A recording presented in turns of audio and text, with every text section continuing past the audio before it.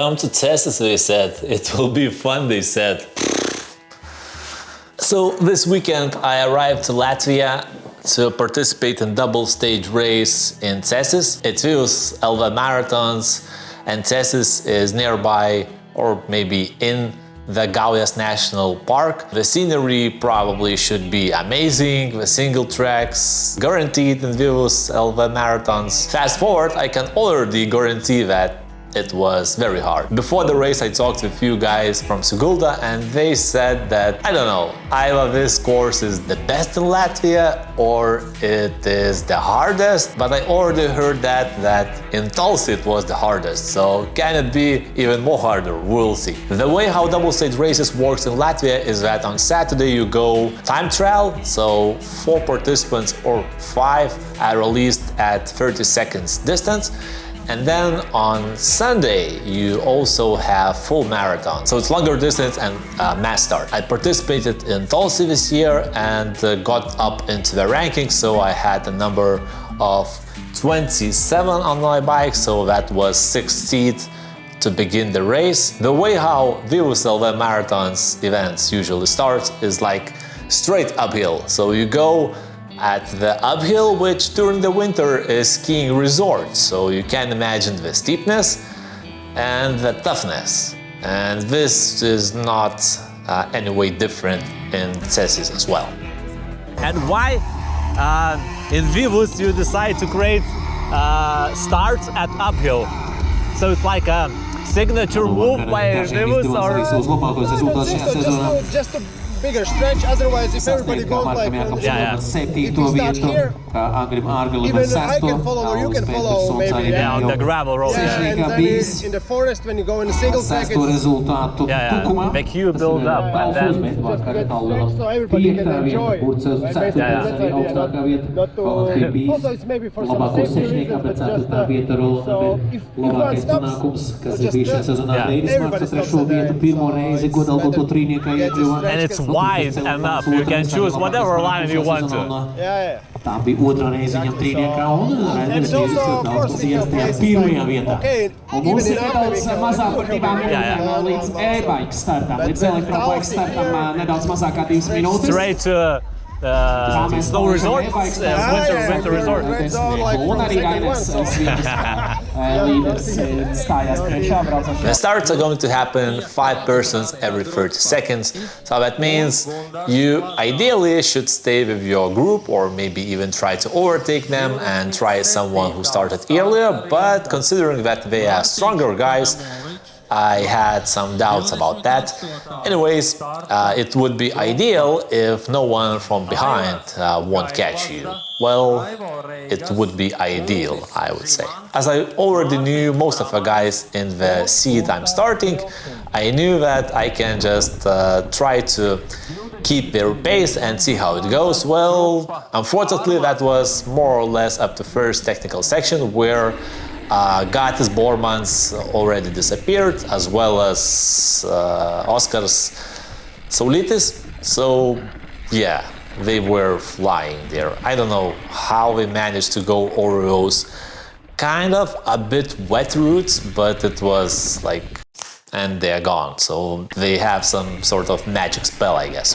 So even though I kind of stayed with them for a while in the beginning, once you understand that those guys are going to get away, you have 2 options. You can either try to catch them no matter what, or you can be more conservative. So in this case, I try to be more conservative because tomorrow there will be another race here. So at the same time, I kind of felt that I'm not going to keep up with that speed, and I had to let it off a bit. The term letting it off a bit is a bit tricky because you already know that the guys who started behind you will catch you, and what can you do with that? However, once they catch you and they just disappear as well, you kind of have a sense that something is not exactly right. And that can be the bike, your health, your legs, maybe something else. I don't know. It wasn't that bad. The course was technical, and because I'm riding it for the first time here, I had no idea what to expect. while some already did recon and they knew the course probably from the past as well. So I'm definitely not complaining here, it's just the way it is. And on the second lap, it even felt a bit better because you already know what to expect. However, the second lap was a bit different from the first lap, so even though mentally you already know what to expect from the first lap, at some point you understand that you are turning to a different side and then you have no idea where you're going to. So I would say that it would be good to have GPX for those type of situations. I'm not exactly sure whether it was available because it kind of was mentioned that the lap will be around 17 kilometers or so and there will be 2 laps, but eventually first lap ended up to be 12 or something, while the second one was longer. So yeah, it was a strange one, but considering that there are a lot of marshals and they do an amazing job, it was not a problem, except the fact that you just don't have a sense where you are in those forests. Talk about the course itself, despite the fact that the first lap and the second lap was kind of a merge and it was not exactly the same, so a bit different. The course had between 600 and 700 meters of elevation in almost 30 kilometers, and those climbs most often was punchy, steep climbs, either just steep ones or on the other hand through the roots, and yeah, not the easy ones. On the first lap I successfully went through one of those sections, but on the second lap it was unsuccessful and the guys coming from the back had to stop as well. So do I, because the guy in front stopped. And yeah, one of them was very angry about that, talked something about Lithuanian manners and all that stuff. So I wonder how fast you would be able to disappear from the course on such steepness. So of course it's emotions, but at the same time it was just not possible, not feasible to move away. If you have seen, front guy also stopped, so.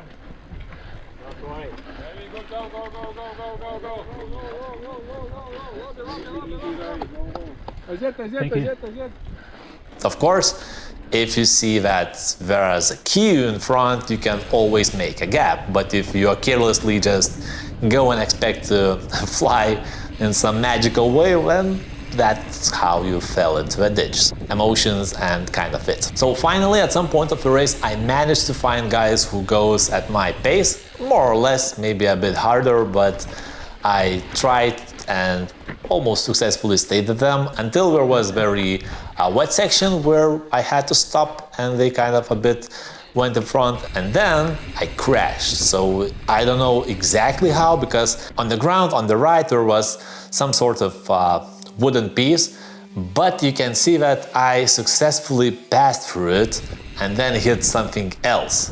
And the feeling was like someone pulled me from the back, like you go at 20 plus kilometers per hour and then you suddenly stop. So that was the feeling.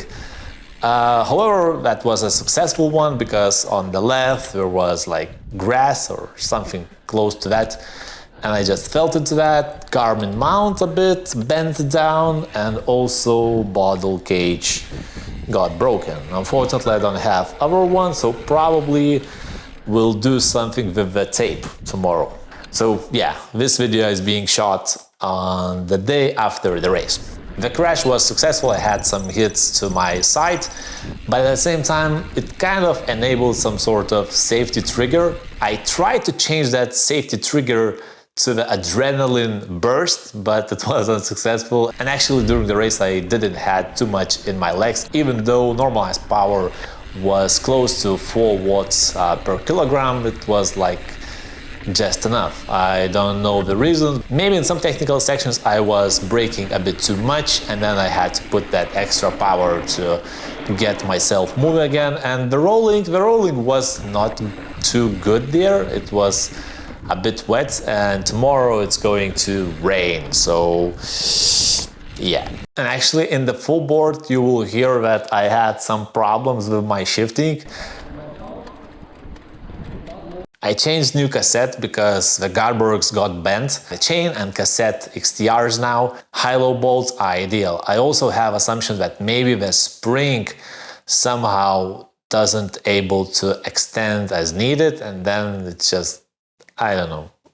The last thing is that maybe the shifter itself is no longer working properly. Probably the time will come when I just screw up those bolts instead of making sure that the shifting works. So maybe the derailleur is bent, but that would make shifting incorrect on whole cassette, I would assume. But the poor shifting is only at the upper part. The bottom one is ideal. So maybe you know what I could take a look at. So you can drop me a comment and I will try to do it. Those are my top things to check once I come back from the Cēsis or Cēsis. We have still full marathon waiting on Sunday, and currently it's raining, and it's raining a lot.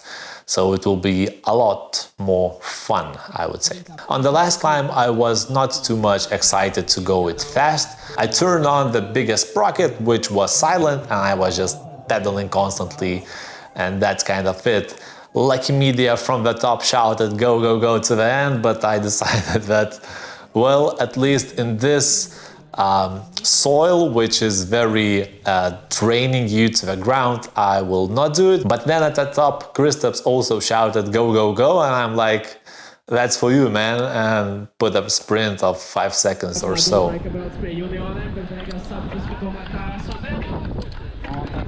For you, man.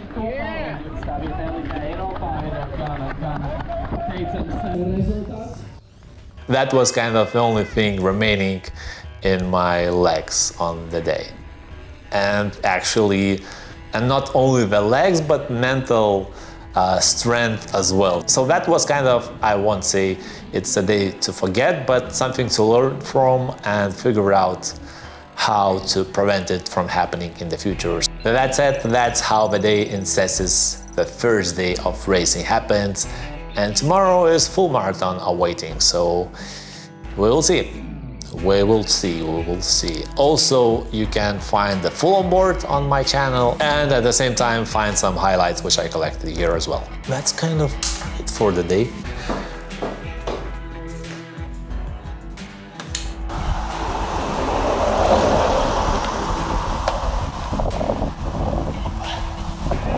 So today the day started normally, but then it's a bit earlier than expected. Guy climbing on the first start climb. 5 minūtes pirms starta izsaucām pirmo desmitnieku. Nevis pēc kopvērtējuma, bet pēc numuriem. He looks like super slow, but yesterday I've been even slower during the race, and he's just warming up, so sums it all. Actually, at some race I learned a lesson that you can't go this way, because this can pop out. So I learned that lesson in the hard way. Almost 2 hours from the start. I should be in the track, but I'm not. I got all busted. Well, maybe I'm out there before we start. Second day in Cēsis was a bit different lap. So in the beginning it was more gravel, so that gravel road was good in order to figure out who's who. And after we've been trying to figure out who's who, I looked from my shoulder and noticed that I'm the last in the group. So we've already been separated in probably 3 groups because leaders already got away. So after that happened, I understood that I should move more a bit in front of the group in order to not get lost. And that was a good decision. But after more technical sections in the single tracks, the guys which I overtook me, and then I was left behind. So what was the same as yesterday in the single tracks, I wasn't able to keep up with their pace, even though I tried. So the same happened when Elvis catch me, so I kind of been after his back for a while. A few other guys overtook, and we've been kind of in a single group. But then things got even worse, and they again, whoever managed to catch me, they like disappeared in a moment. So that was kind of an indication that today I probably already busted, but I keep on trying, and that trying was not the nicest thing I ever done, but yeah, the course was slightly different than yesterday, so I had no idea where I'm at in terms of the map.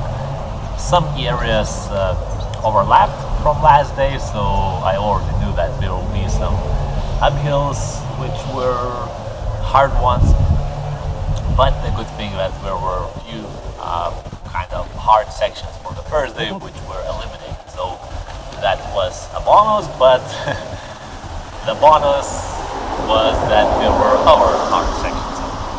All in all, it's equal from day 1 to day 2. So probably from somewhat in the middle of the lap, I already tried to question my legs. Do they have something left? And maybe things will get better at some point. But the closer the first lap end was, the clearer for me it happened to be that I probably should not continue. And it's never an easy way to get that did not finish, but sometimes you probably just have to take it.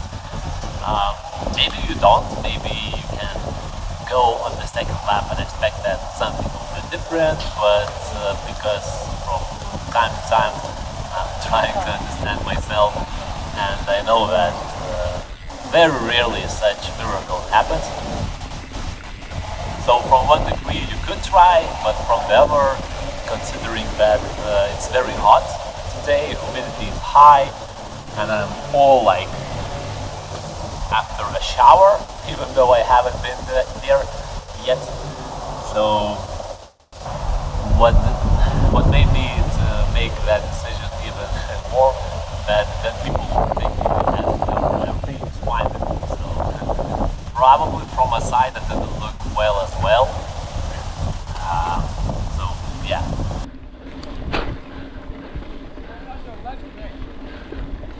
Not too good. Definitely not.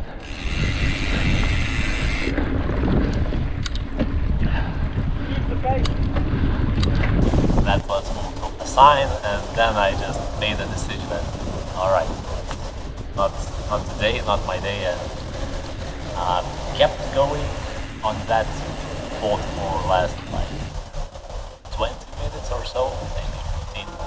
And there were also other guys who managed to catch me, and there was very slippery section where we had to go off the bike. I just took a side, allowed them to go, and there was the leader from woman as well.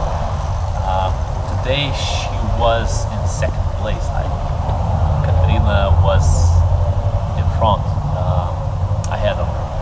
So that's how the day almost finished in Cēsis, and before the final uphill there was very muddy section. It's like very wet clay, which was already wet yesterday. Today it was like unmatched.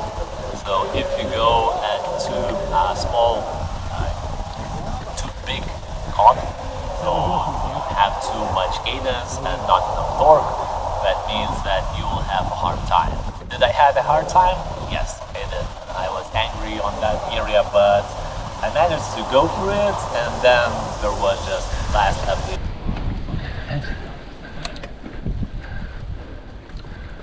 Oh, that's Lithuanian guy, eh? Yeah.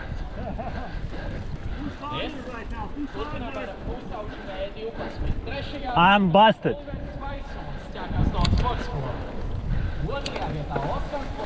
Which I just crawled, not on my feet, but on the bike. But yeah, that was it. After I finished, just figure out where I should announce that I'm not going to do the second lap. Where to announce that I'm not going to make second lap. I'm not going to do second lap, Okay, just to announce. got it. But then go to this green tent and say to this guy, there's a Mars sitting on the computer, okay. saying Thank that you are out. Uh-huh. Okay, good. Hey man, sorry, I am not going to do second lap. Your name? Tomas Bumbulevičius. It's 197, and today the number was 27, I guess. Yeah, 27. Okay. Thank you. In order that police want me to try to find me in the forest somewhere, and yeah, that was it. So what else I can say? That the course was very technical, a lot of routes, and even though from the video it looks like it's fast rolling, it's definitely not. As soon as you stop pedaling, even it's going down, you stop moving. That was a constant fight with your head and your legs in order to keep on pedaling. Me, maybe I will be in Ape 100. We'll see. It's more than a month up to that start. Other than that, thanks for those marathons for a great event once again. And if we meet in Ape, then we'll meet in Ape. If not, probably we'll meet somewhere else next week. So that's it. Thanks for the time, and you can watch Onboard and do other highlights from the race. So Mēs izsauksim pirmo desmitnieku no numur 1 līdz 10 un arī Worse and worse, and towards the end it's like no signs of anything getting better, so dodam ceļu, kad ieņemam arī koridorus maratonbraucēji. sometimes you have to take it. Jūsu skatu punkta dodam. And yesterday it was also not too good. Shorter stuff. Yeah, so it was like, okay, today maybe it will be different, but also the track is a bit wetter, the routes are slippery, so it's like tough one. And yeah, it's getting hotter and hotter. Yeah. And in the forest there is no wind at all, like you're boiling hot. So if you would go fast, then maybe, but then you're just crawling, then it's just, yeah. You're going to Ape as well?